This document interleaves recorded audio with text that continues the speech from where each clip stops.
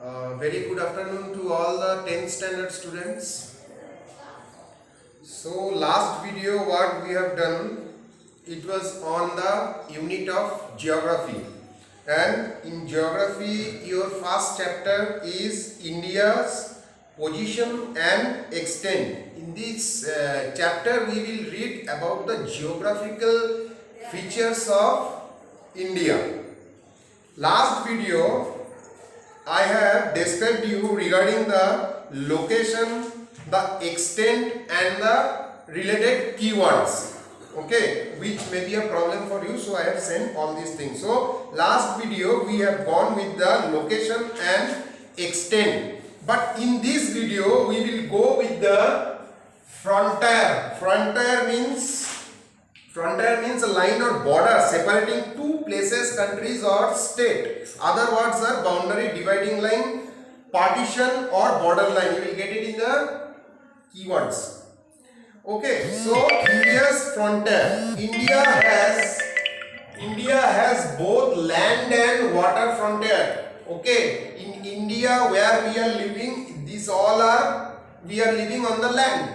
But we are having rivers, pond, and we are in the coastal line of some seas also. So India is having both the land and water frontier. Next is the land frontier. The land frontier is calculated and it is about 15,200 kilometer.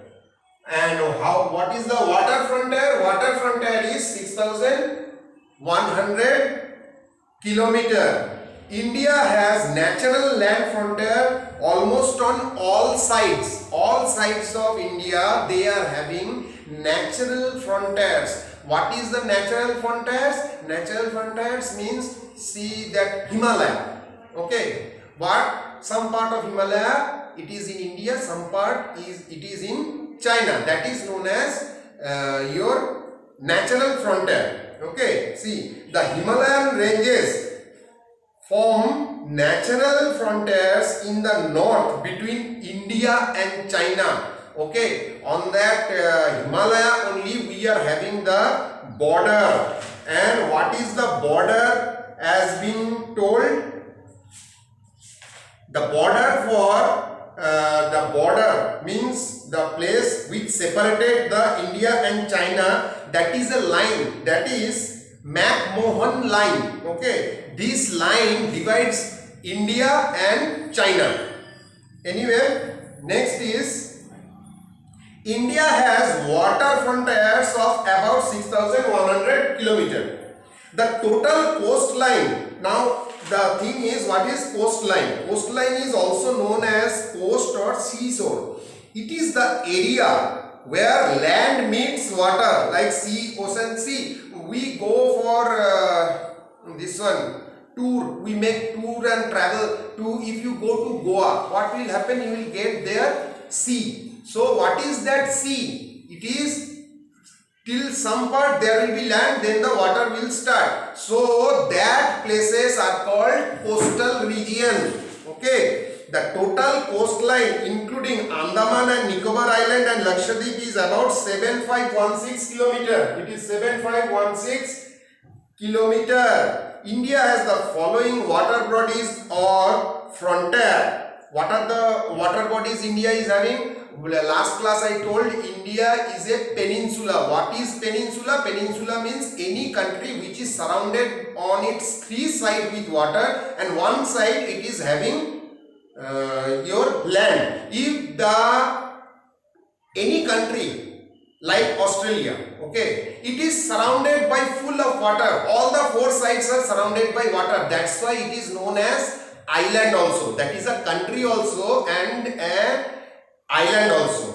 Okay, but India is not an island because India is having three sides are surrounded with water and one side it is having land frontier. Okay, so now coming to the point that what are the water bodies or frontier India is having. To the west you can get Arabian Sea, east you will get Bay of Bengal, south you will get Indian Ocean. These are the three sea or ocean, what you will get in the west, east and south. And I told one place,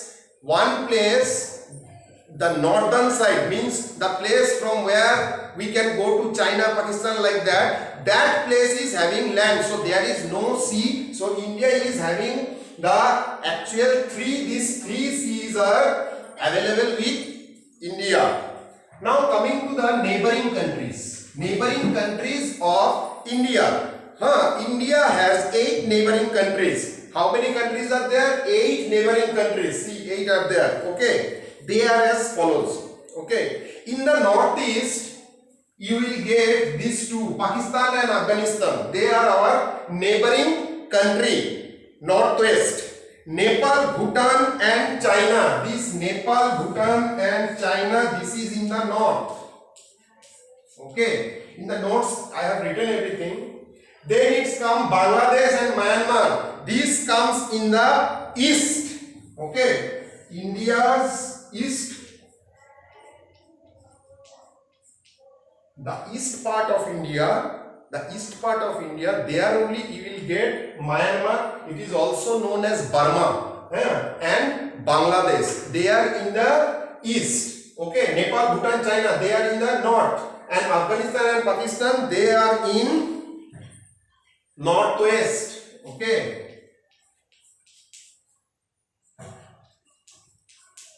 and the last one is Sri Lanka. Sri Lanka is to the southeast.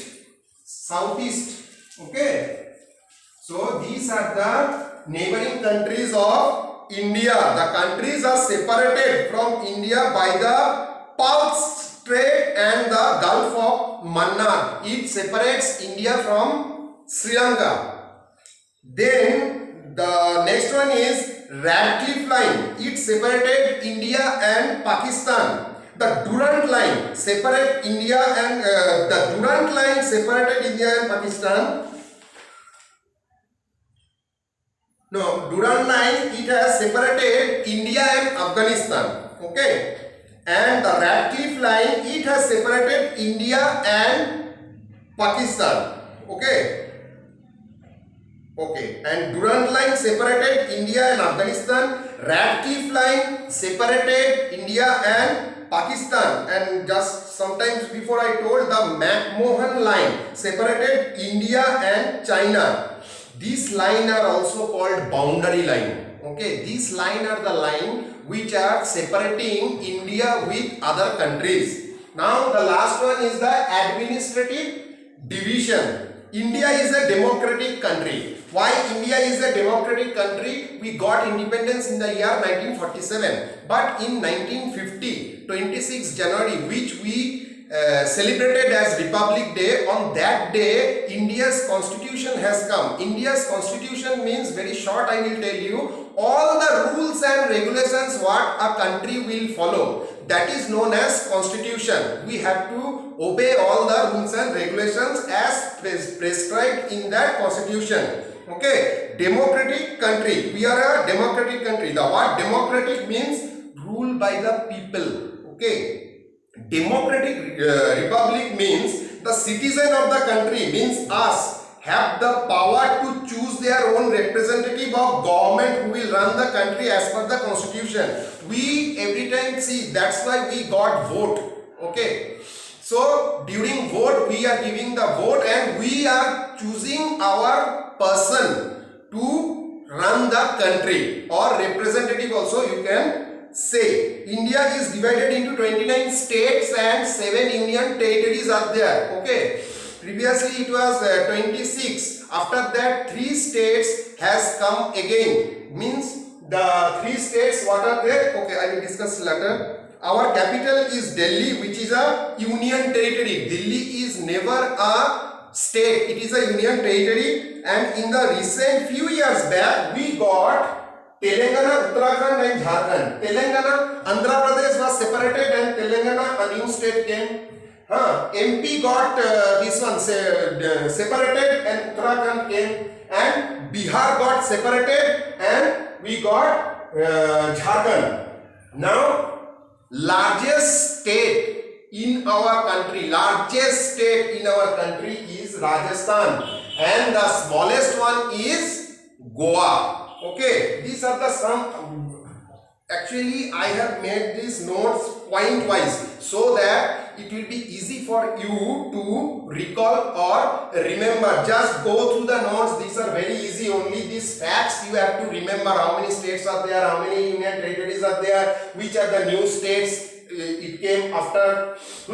Then which is the largest state? Which is the smallest state? Okay. So go through the notes. It will not be a problem, and I will send you today's video with the question answers of these exercises. Just go through it fast. What I have written there, some instructions are there. Those questions you have to solve out.